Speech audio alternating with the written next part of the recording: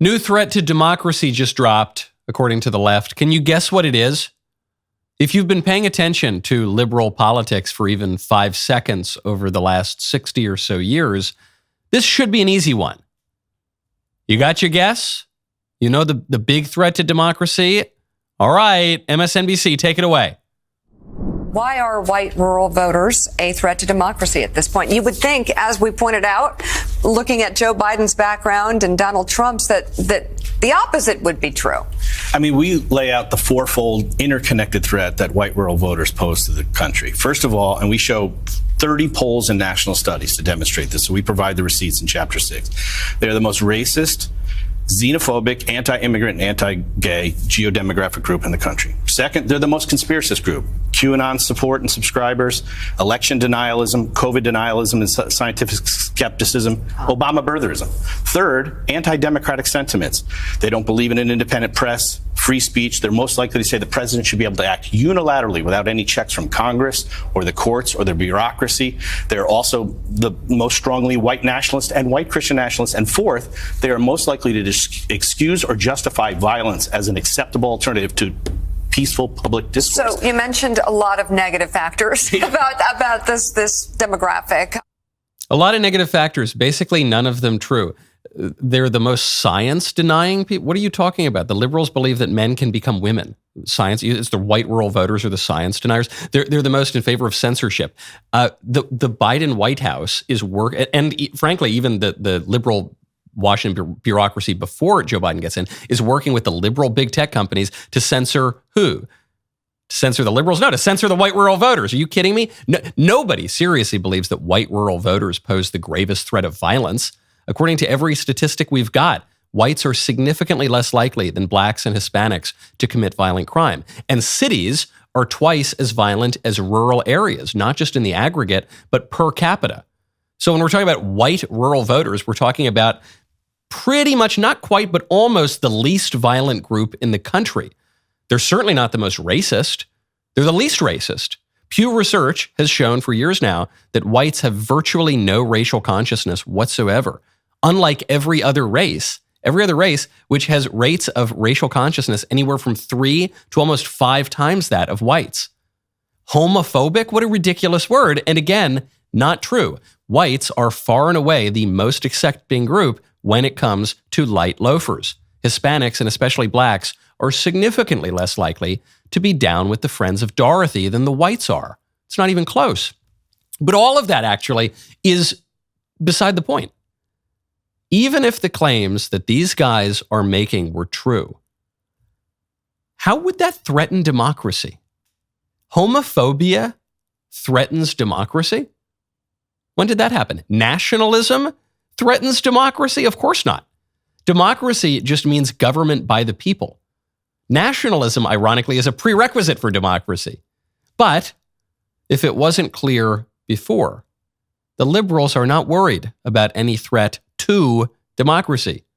They're worried about the threat that is coming at them from democracy. I'm Michael Knowles. This is The Michael Knowles Show.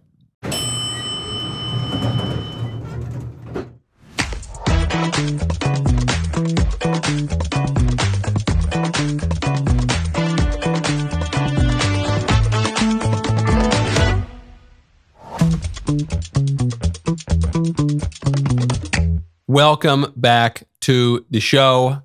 President Trump has a new nickname for Gavin Newsom. It's a good one. We'll get to it. I'm very excited about it. First, though, what you need to get is your Smells and Bells candle. This candle, a Lenten-specific candle, right? Nice smells and bells, make your home smell like a 12th century monastery or something like that.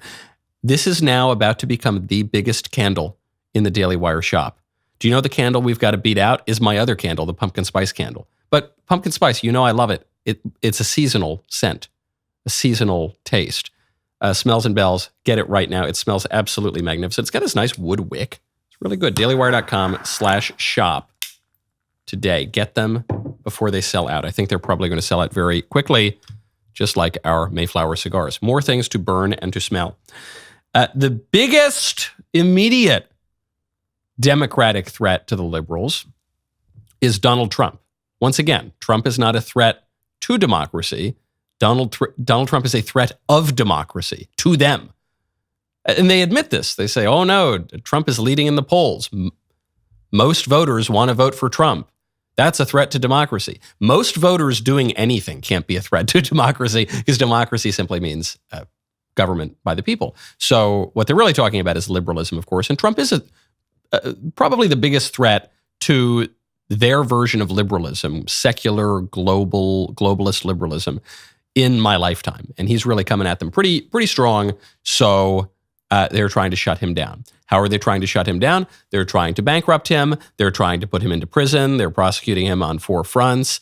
And they're prosecuting him at the local level. They're prosecuting him at the federal level. But they just had a setback, which is that the Supreme Court has agreed to hear President Trump's request to decide whether or not he is immune from prosecution on charges of attempting to overturn the results of the 2020 election. So President Trump is being accused of trying to overturn the results of the election. He didn't exactly do that. He was questioning an election that was obviously rigged, and they're trying to jail him for that. Well, what do? He's running for president again. He's ostensibly the Republican nominee. He elevates this up to the Supreme Court. The court will consider, quote, whether and if so, to what extent does a former president enjoy presidential immunity from criminal prosecution for conduct alleged to involve official acts during his tenure in office. Now, this is actually a very important question. Whether you love Trump or hate Trump, or you care about the 2024 election or not, this is a very important question, because in banana republics and tin pot dictatorships, when a party falls out of power, their opponents who come into power prosecute the ousted party. That's what happens in a lot of unstable regimes. In our country, we don't do that. That's just not the sort of thing we do. We certainly don't prosecute people for things that they did while they were in office, official acts as president of the United States. And we don't do that not because sometimes presidents don't get a little bit loose with the law. Barack Obama certainly did. He behaved in a way that was not only illegal, weaponizing the government against his enemies, but unconstitutional in the case of the executive amnesty. We don't even really do it with Bill Clinton. Bill Clinton perjured himself as president of the United States. It's a very serious crime. He was impeached when he was president, but we didn't go after try to throw him in prison after he left office. Clintons have done many, many shady things that were pretty clearly criminal over the years. We just don't do it. And we don't do it not because we like the Clintons, not because we like Obama, not because we like Trump, but because that would pose a grave threat to the integrity of the office of the president and to the way that our government functions. So the court has decided that oral arguments will begin the week of April 22nd, and the court has instructed the appellate court to keep special counsel Jack Smith's case against President Trump, paused until the Supreme Court reaches a decision, obviously, because the Supreme Court is going to decide whether or not Trump has immunity. That's the bedrock of the entire Jack Smith investigation into Trump, the whole federal Joe Biden DOJ-led investigation into Biden's top political rival. Why is the court hearing this? Because they have to, of course. I mean, if the Supreme Court doesn't hear a question like this, what are they supposed to hear? What are they supposed to decide? We have co-equal branches of government for this reason, to have checks and balances, to have a separation of powers, and to resolve questions for which there is no immediately clear answer. So it's not going to be an appellate court that does that. It's not going to be a district court that does that. It's going to be the Supreme Court of the United States. The liberals are furious over this.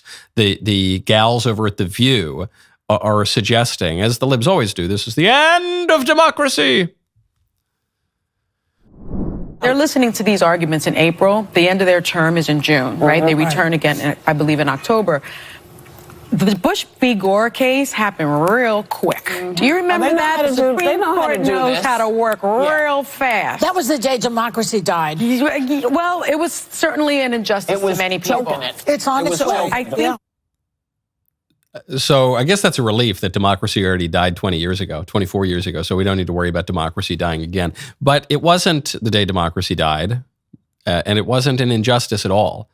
And most libs who bring up Bush v. Gore as a way to attack the credibility of the Supreme Court know absolutely nothing about that case. The irony of Joy Behar saying the Bush v. Gore case the day democracy died, the Bush v. Gore decision upheld democracy by saying that the vote which was clear enough. It was a close election in Florida, but it was clear enough, and there were recounts, and it stands. The guy the people elected gets to be the president.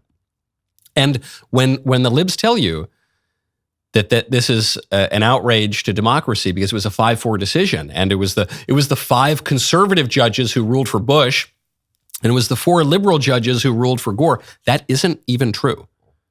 There were 2 decisions that came out. One over the substance of the case, over the Equal Protection Clause, over how the election was conducted, and 2, a remedy for what to do because the supposedly greatest democracy in the world couldn't conduct a presidential election.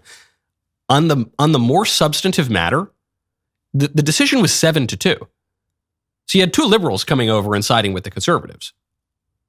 It was only on the remedy. What do we do now? Do we drag out this recount even further and stop the president of the United States, who obviously won the election, from taking office when he's supposed to? We can't even have the peaceful transfer of power in the United States. Are we going to do that? Or are we just going to cut to the chase and uphold what everyone has found already, which is that Bush won the election?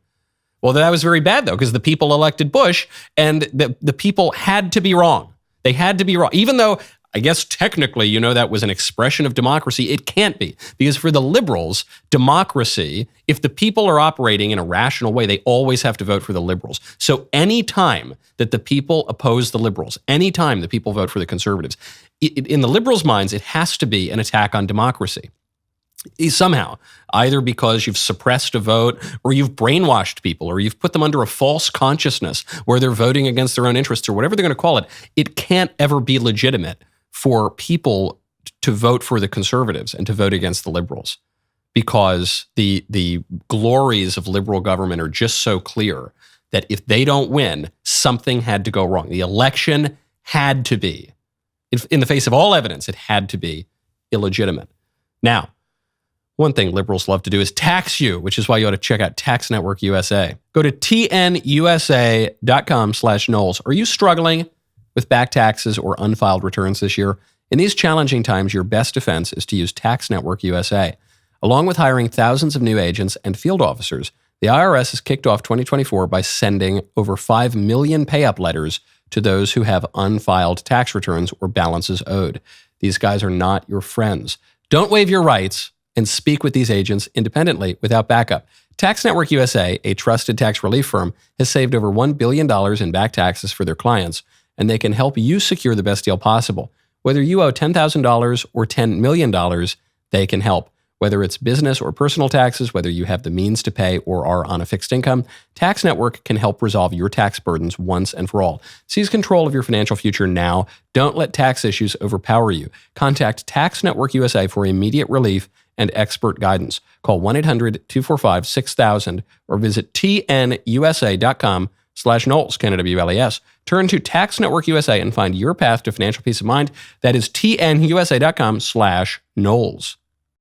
Speaking of democratically elected leaders, Mr. Javier Milei, the new leader of Argentina, the arch-libertarian who got elected. He's sort of a populist. He's got kind of crazy hair, and many American right-wingers find him eccentric and delightful.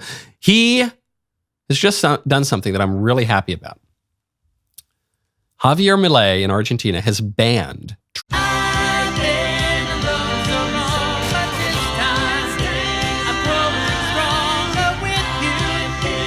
Now, speaking of problems in foreign countries, Mitt Romney has just made a pretty stunning admission during an interview on CNN. Of course, he's on CNN.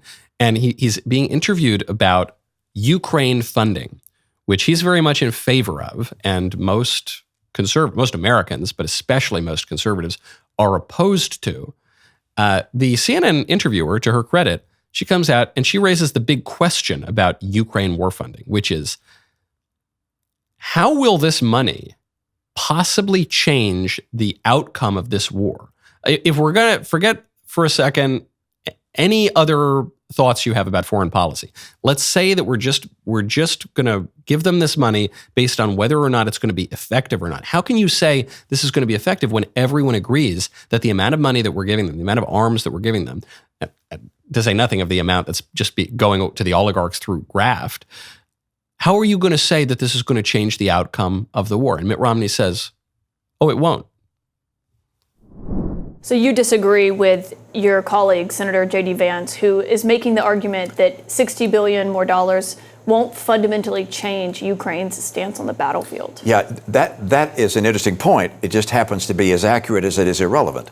All right, it may not change their stance on the battlefield. What it does do is communicate to the entire world that we honor our commitments and we stand with our friends, and we will help freedom fighters around the world who are our friends and allies. So initially, when I heard Romney say this, I thought, hold on, was that a gaffe? Did he mean to say it's as accurate as it is relevant? Meaning to say it's not accurate? No, it is. He's saying it's accurate. JD is right. The money that we're about to send them, it's not going to change the outcome on the battlefield. But that doesn't matter.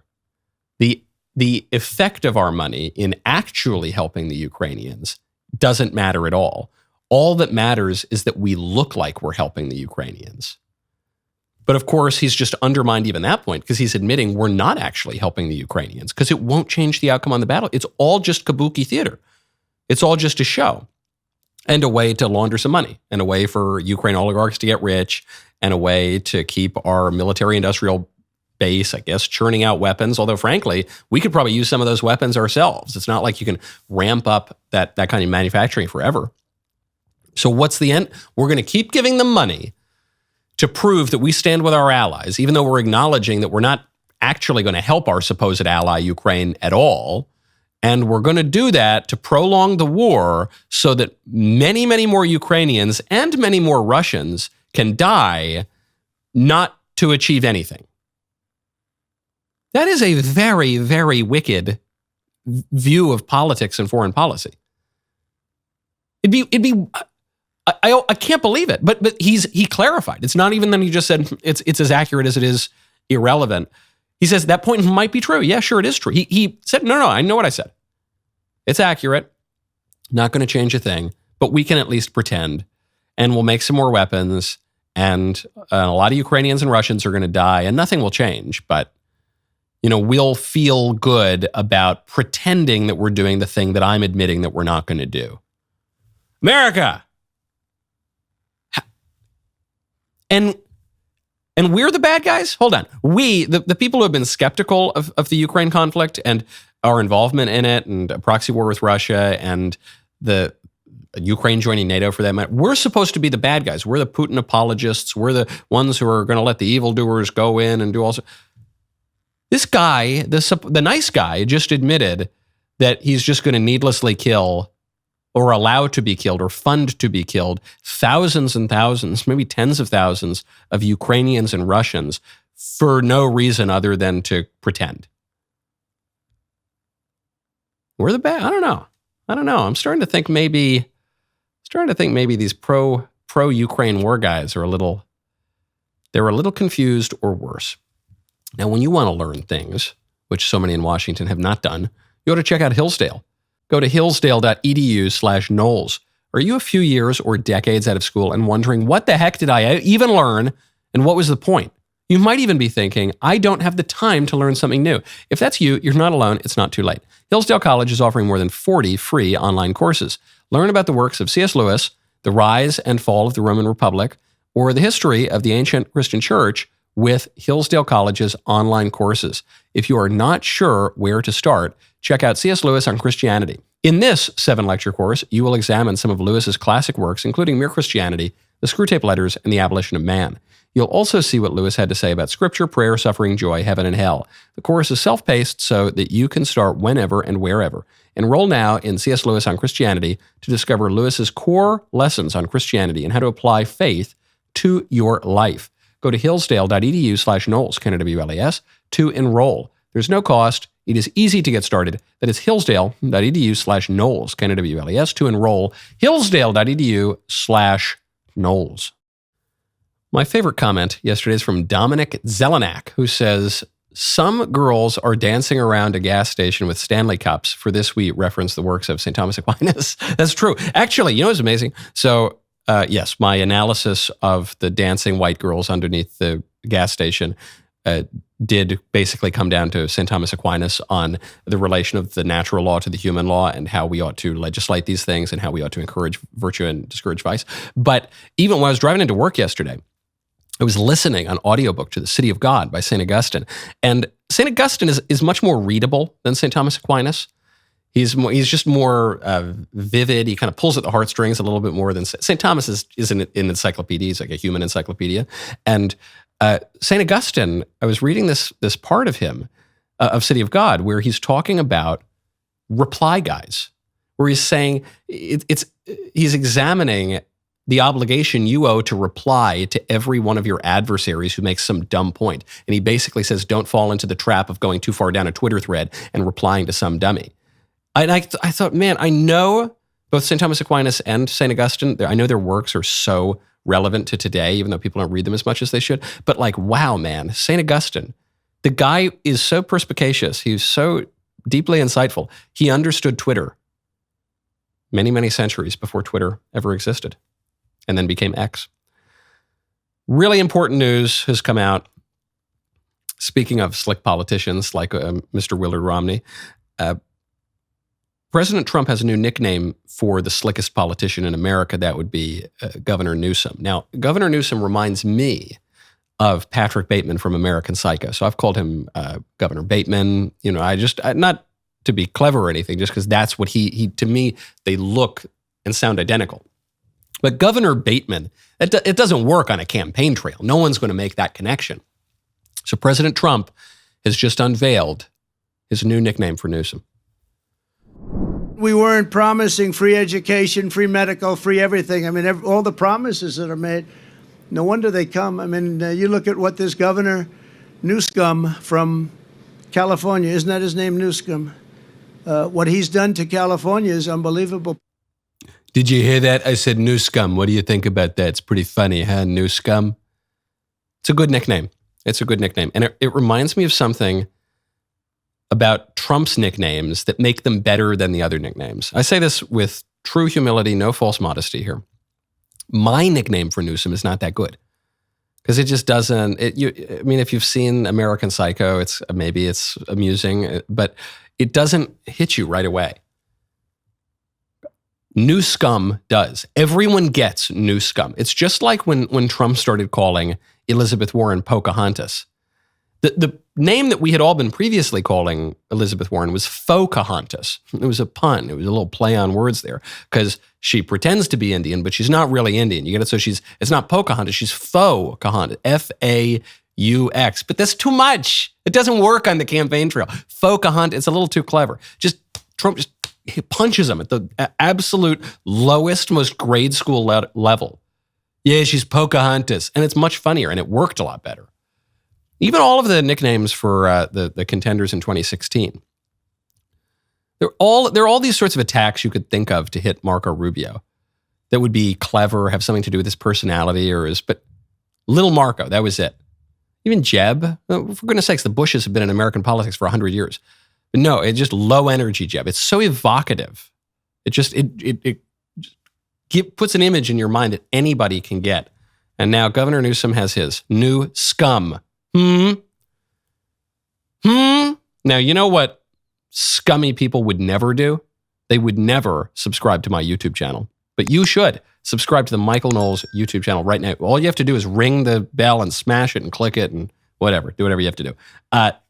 Now, speaking of Democrat executives turning from California to New York City Mayor Eric Adams continues his right-wing redemption tour with this guy who ran as a kind of moderate Democrat and then he governed as a pretty liberal Democrat. Well, he's now recognizing that the consequences of his policies are terrible and deeply unpopular, especially when it comes to illegal immigration, which Eric Adams has previously said could destroy New York City. So this was months ago. He said illegal immigration is going to destroy New York City, and it really is crazy. They filled up classic, legendary New York hotels with just young, fighting-age men from Latin America who are obviously economic migrants, who are unvetted, who should not be there. Nobody wants them there. We're not even talking about young families here, poor little kids. No, we're talking about pretty much just young men. So he said that's really terrible. He goes to meet with Biden at the White House over this. And then just before his scheduled White House meeting, There's an investigation into Eric Adams that's announced, a corruption investigation. All of a sudden, Eric Adams backs off the White House meeting. But he's coming back. He's hitting hard again. He says, at the very least, okay, if we can't get rid of all the illegal aliens, New York has got to do something to in any way circumscribe its sanctuary city status. The overwhelming number of migrants and asylum seekers that are here, they want to work. I still don't understand why the federal government is not allowing them to work. They need to have the right to work, like all of us that have come to this country had the ability to do so. But those small numbers that are committing crimes, we need to modify the sanctuary city law, that if you commit a felony, a violent act, we should be able to turn you over to ICE and have you deported. It is a right to live in this city, and you should be not committing crimes in this city. We don't have the authority to do so. How pathetic is this? The audio's a little weak there. Obviously, the Democrats are not blasting this on CNN, so you're not getting really high-quality audio. But what he's saying is, hey, look, I know we're a sanctuary city and everything, but if you commit like a bunch of violent felonies, can we at least turn you over to ICE? Can we maybe at least turn you over to the immigration enforcement? And then they'll probably do nothing about it because Biden wants them to let all the illegals into the country. But can we at least do that? And is that, how pathetic? How pathetic. If you're in this country illegally, you should be deported. And then if you really want to come in, you can apply to be a legal immigrant. We have a lot of that too, by the way. We have way more of that than most people want, but that's a conversation for another. At the very least, you're here illegally, you get deported. We don't do that. If you're here illegally, you get to stay. If you're here illegally and you commit a crime, you usually get to stay. You might get out on bail that day and then go commit more crimes. If you are here illegally and you commit a violent crime, you still get to stay. And so all Eric Adams is doing, he's not saying we need to restrict all migration, which we do. He's not saying we need to deport all illegals, which most people would like us to do, but it probably is impractical. He's not saying we should even deport all the illegals who commit the crimes. He's saying just these particularly bad crimes, can we please? And even that, you know what that's going to be met with? Totally deaf ears. The Democrats don't want that because they think they think it serves their permanent electoral advantage. But two, they just hate America. I don't know how else to put it. I don't mean to be needlessly provocative. I don't want to be hyperbolic, but they don't like America. Whenever they talk about America, they talk about our evil racist ancestors and how we genocided the Native Americans and how we had slavery and Jim Crow, and it's just a dirty, rotten, evil place. And the only good thing about America is how we might be able to claw our way out of our terrible, disgusting past. Everything that America was and presently is bad, but America might be something decent in the future. That's why we need to fundamentally transform America. That was the campaign message of Barack Obama, which is an admission that he hates America because you don't want to fundamentally transform things that you love. And Obama was not just speaking for himself, he was speaking for most prominent liberals in public life. I'm not saying all liberals, I'm not saying all people who say, well, you know, I'm not quite a right-winger, you know, but hasn't the left gone a little crazy? I'm just saying for the current crop of Democratic leadership, the current crop of the Democratic base, you know, the real activist base, the AOCs of the world, they don't like the country. They want to fundamentally transform it. And part of that is opening up the borders, not even just as a cynical political play, but because they think America doesn't deserve to exist because this is stolen land and it's a terrible country and we're really racist or whatever. And we need to really, you know, give America its stripes, really just beat it up a little bit. And so you have poor Eric Adams. He's saying, well, I got to bear the brunt of this. None of you liberals in Martha's Vineyard actually have to deal with this. When Governor DeSantis sent some illegals to your nice part of the world, you shipped them out of there within 48 hours. Me, I'm not allowed to ship out even the felons. And they say, yeah, whatever, Eric Adams. Shh, be quiet. We're going to investigate you for corruption if you raise any more questions about this. Now, there's so much more to say. There's so many more stories I have to get to. There's one story I've been trying to get to for a week. But alas, you know I'm a tease, and today is my favorite day of the week when I hear from you in the mailbag. So all I'm going to tell you is this. Lady Ballers is the hilarious story of how a group of male losers who can't win against other men decide to identify as women and join a women's basketball league. Yes, it's absurd, and it's happening right now. Here's a quick look at what is being called by us the most triggering movie of the decade. Leftists are losing it over Ladyballers. Nothing's changed. This movie is a straight-up and intentional transphobic hate crime. What? I see you. The Ladyballers movie needs to be banned. I'll cancel you. Can get the blinds, please? Code 11. The most toxic BS you've ever seen. You're a monster. Yeah. Next level hate speech propaganda. That's it? That's the pitch? Watch the most triggering comedy of the decade. Ladyballers, streaming exclusively on DailyWire Plus. Don't wait. Watch Ladyballers, the movie that Hollywood didn't make, so we did, right now exclusively on DailyWire Plus. Finally, we've arrived at my favorite time of the week when I get to hear from you in the mailbag. Our mailbag is sponsored by Pure Talk. Go to puretalk.com/Knowles, Knowles, to start saving on wireless today. Take it away. Hey, Michael. My question is around pot, weed, devil's lettuce, whatever you want to call it. My husband likes to smoke, and he liked to smoke even before we met over 9 years ago. So I just made it clear early on that I just wanted to know when he was going to do it or when he had done it, so I knew when I'm interacting with him what sort of state of mind he's in. But we've run into a situation, it's probably 7 or 8 times, where he smokes, does not tell me. I kind of figure it out after some nagging, and then he fesses up to it after lying for a bit. And so it just feels exhausting. It feels like the definition of insanity, expecting his behavior to change over the last 7 or 8 times this has happened.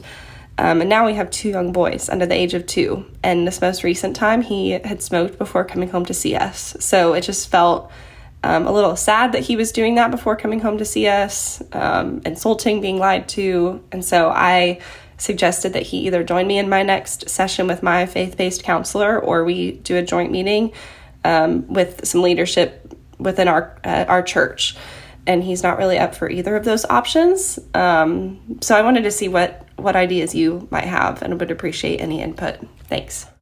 The big problem is not that he's puffed on the sin spinach. That's a problem. But the bigger problem is that he's lying to you. That's a big problem.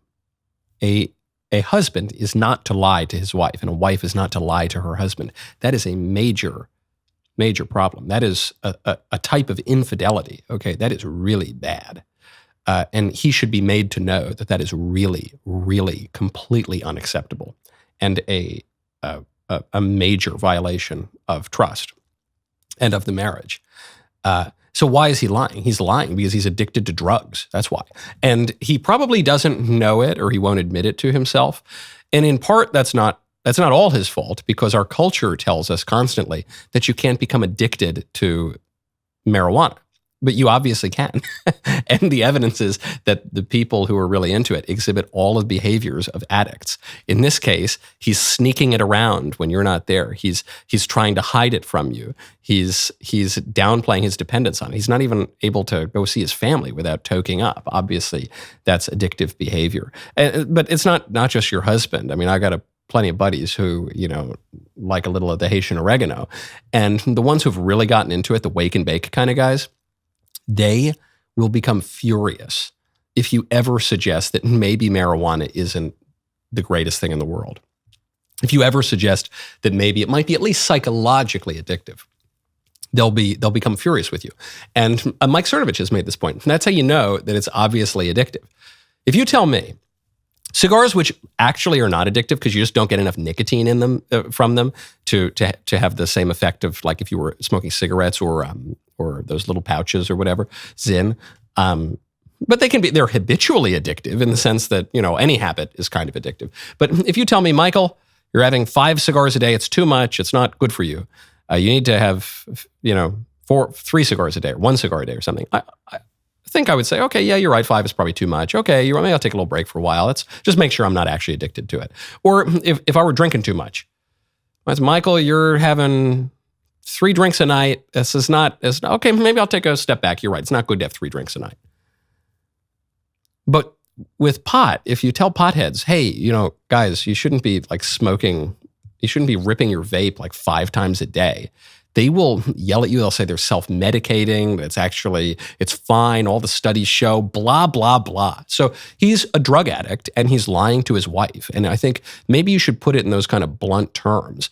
And, wives are to submit to their husbands and husbands are to love their wives. But especially if you're already going to this kind of counseling and he's not that interested in it, I think you need to make clear to him that he is failing in his responsibility as a husband. And you don't need to be insulting about it. You should be very loving about that. But he's on a very bad path that is imperiling your family, and he needs to cut it out and act like a man. Next question. Hi, Michael. My name is Heather, and I am a Christian of the Dutch Reformed tradition, which means that I'm a Calvinist. I've been reading up on the teachings of Augustine and Aquinas, and it seems to me that they both believed that God predestined all who would be saved. Like Calvinists, they did not reject free will, but rather understood the expression of free will as acting according to one's strongest inclination. This view of free will is compatible with deterministic predestination. As a Calvinist, I believe that humans, in our fallen nature, are inclined only toward evil, but God, in His mercy, grants His saving grace to whom He chooses, and that saving grace changes our hearts so that we have a desire to glorify God. My question for you is, why is Calvinism considered heresy in Catholicism, given what Augustine and Aquinas taught? Thank you for answering my question, and God bless you. Very good question and very well articulated, though I think you are a little mistaken. And it's funny because we've been talking about St. Thomas Aquinas and St. Augustine over just the past couple of days. Providential, you might say. St. Augustine, usually Calvinists don't cite St. Thomas Aquinas as being a proto-Calvinist. Usually, I think St. Thomas Aquinas' defense of free will is usually pretty clear. But St. Augustine sometimes is one who Calvinists will invoke, and I think it's mistaken. There's a famous quote from St. Augustine that comes from, I think it's Sermon 169, which is that God made you without you. This is actually a point that I make sometimes when discussing the right to life, questions of abortion and the death penalty. God made you without you, this is the crucial part, but He doesn't justify you without you. So St. Augustine very explicitly says that you participate in responding to God's grace.